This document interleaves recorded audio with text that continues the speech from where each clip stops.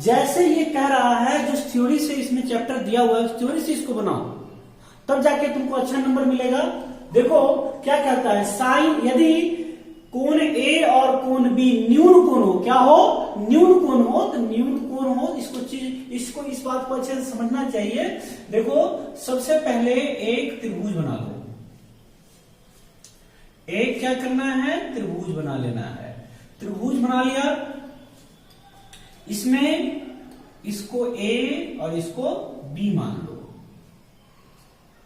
और यहां से इस पर लंब डाल दो।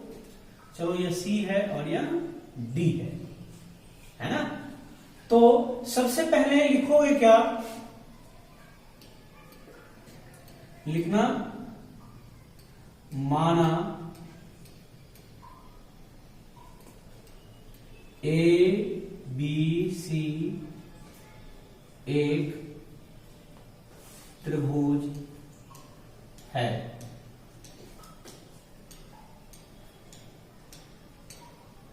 जिसने C D perpendicular A B,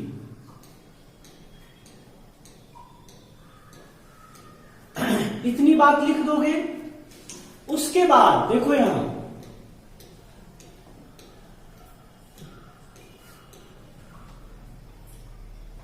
दिया है, क्या दिया है आपको, कॉस ए बराबर कॉस बी, यह आपको दिया हुआ है। तो यहां पर देखिए कॉस ए, तो कॉस थीटा बराबर आधार बट्टे कर्ण है ना।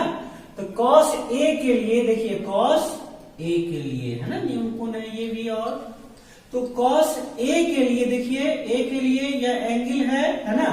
तो यह एंगल है, इसके जस्ट सामने वाला लंब होगा, इसकी जरूरत है नहीं हमको, आधार की जरूरत है। तो इसका आधार यह होगा और कर्ण तो यह होगा ही, ये 90 डिग्री और यह 90 डिग्री है।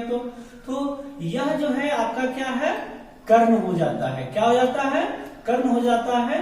तो देख लो यह आपका आधार है, तो आप लिख सकते हो कॉस थीटा बराबर आधार बट्टा कर्ण। तो ए बी बट्टा ए सी बराबर, फिर देखो कॉस बी, तो कॉस बी इधर है ना। तो कॉस बी जब इधर है तो इसमें भी देख लो आधार बट्टे कर्ण, तो आधार क्या हो जाएगा, बी डी बट्टा बी सी। इतनी बात जब हो गई तो यहां पर एक काम करना है हमें, इसको क्रॉस गुना करो। क्यों, ये सभी इसलिए हम कर रहे हैं क्योंकि कोण ए बराबर कोण बी को दर्शाना है, अर्थात यह कोण इस कोण के बराबर होगा, ऐसा हमें दिखाना है। तो इसको क्रॉस गुना करेंगे तो क्या हो जाएगा हमारा, A D Guna B C बराबर ए सी गुना बी डी। इतनी बात जब हो गई तो इसके बाद आप गौर कीजिए, देखिए एडी है ना, तो लिख लीजिए एडी। इसके गुणा में बीडी के गुणा में क्या है, एसी इधर आएगा तो बट्टा में हो जाएगा। लेकिन ऐसा एसी के साथ नहीं कीजिएगा क्योंकि ऑलरेडी यहां पर पहले से है, इसलिए बीडी को इधर लाइए। तो बीडी बराबर एसी बट्टा एसी बट्टा क्या हो जाएगा, बीसी।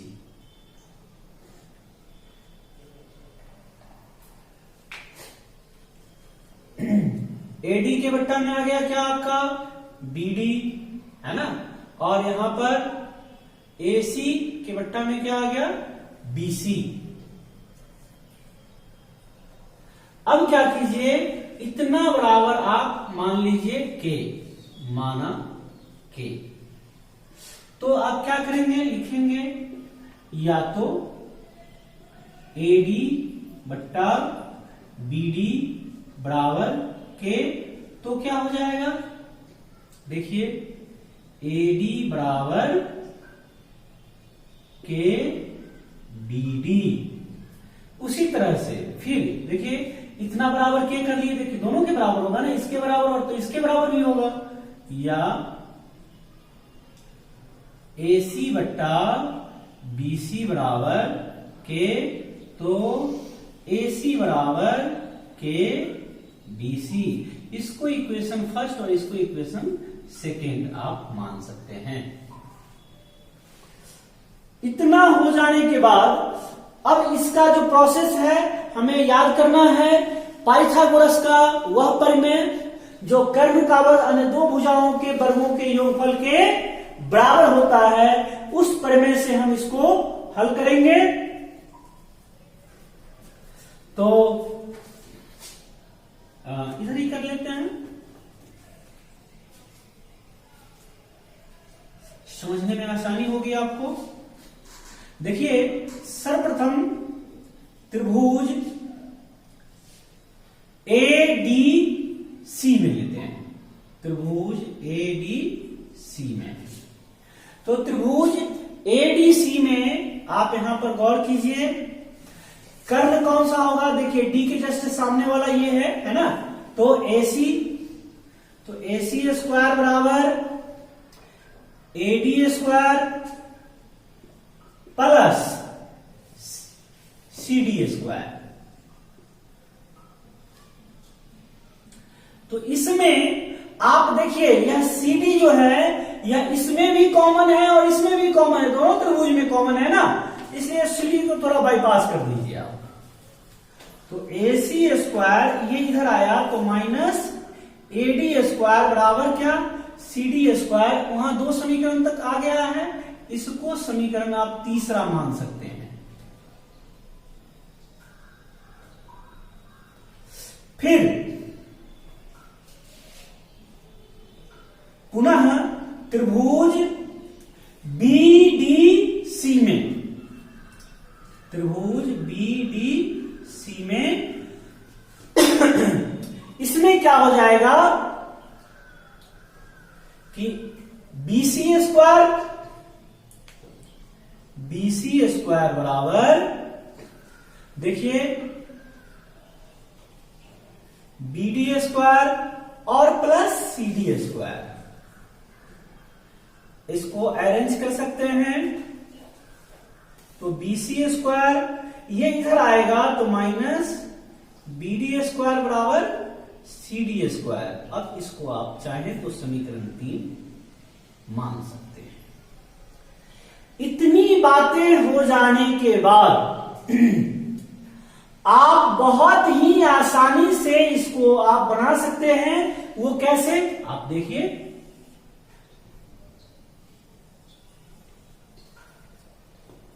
यहां पर देखिए CD स्क्वायर और CD स्क्वायर, समीकरण 3 और 4 है ना, RHS और RHS बराबर है तो LHS भी बराबर होगा। देखिए CD स्क्वायर और CD स्क्वायर ये और ये बराबर है समीकरण 3 और 4 में, तो RHS दोनों का बराबर है तो दोनों का LHS भी बराबर होगा, है कि नहीं। तो अगर RHS बराबर है तो LHS भी बराबर होगा, तो लिखेंगे हम समीकरण 3 एवं 4 से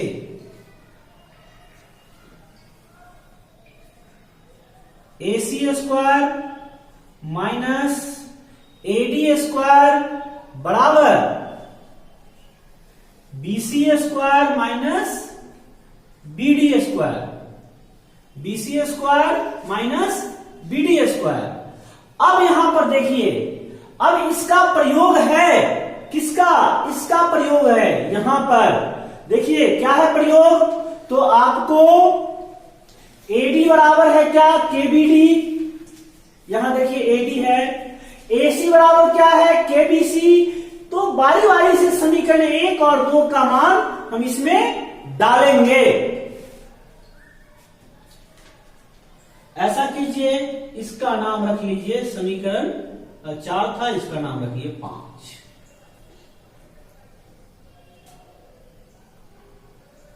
तो लिखेंगे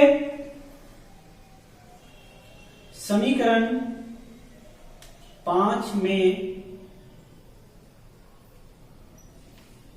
क्रमशः एडी एवं एसी का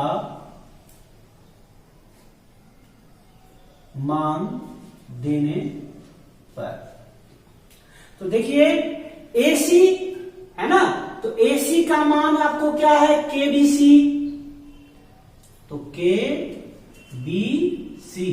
देखिए यहां पर स्क्वायर है तो इस पर स्क्वायर भी देंगे, माइनस एडी है, देखिए ये एडी है, एडी का मान क्या है, के बी डी, देख रहे हो ना, तो यहां पर रख दो एडी के जगह पर के बी डी, के बी डी, इसका स्क्वायर कर दो। अब बराबर में क्या है, BC square minus BD square. तो आप यहां पे क्या कर सकते हैं, इसको के स्क्वायर कॉमन ले लीजिए, है ना, के स्क्वायर को आप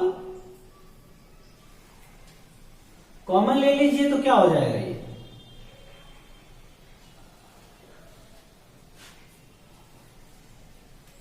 BC square minus BD square बराबर BC square minus BD square. देखिए ये दोनों मिल रहा है, ये के गुणा में है, इधर के बट्टा में हो जाएगा, तो आपको के स्क्वायर बराबर BC square minus BD square बट्टे BC square minus BD square, ये से ये कैंसिल हो गया, तो के स्क्वायर बराबर 1, तो के बराबर क्या हो जाएगा 1, इधर से स्क्वायर लेगा, इस पर रूट चलेगा तो 1 ही होगा ना, तो के का मान आपको निकल गया, किसका मान निकल गया, के का मान निकल गया। अब बहुत ही चालाकी से इसमें आप मान रख दीजिए, है ना, आपको जो प्रूफ करना था वो आसानी से प्रूफ होने की दिशा में आप आगे बढ़ जाएंगे।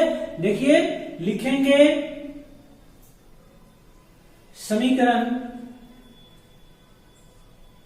1 में के बराबर 1 देने पर,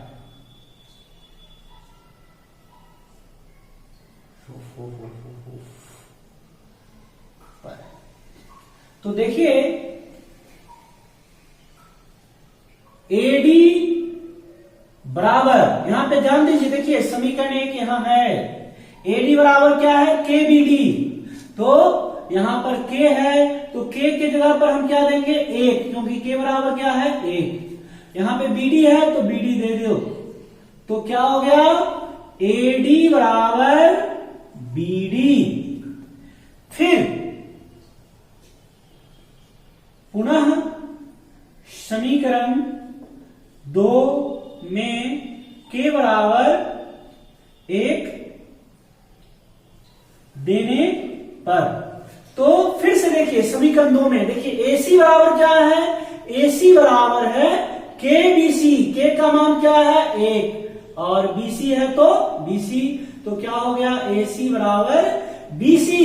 तो देखिए यहां पर एसी बराबर बीसी, मतलब यह भुजा बराबर इस भुजा के, है ना, जब अपोजिट साइड्स बराबर होते हैं तो एंगल भी बराबर होंगे, है ना, तो अपोजिट साइड्स बराबर होते हैं तो एंगल भी बराबर होंगे, अतः यह साबित हो गया आपका angle A equal to angle B.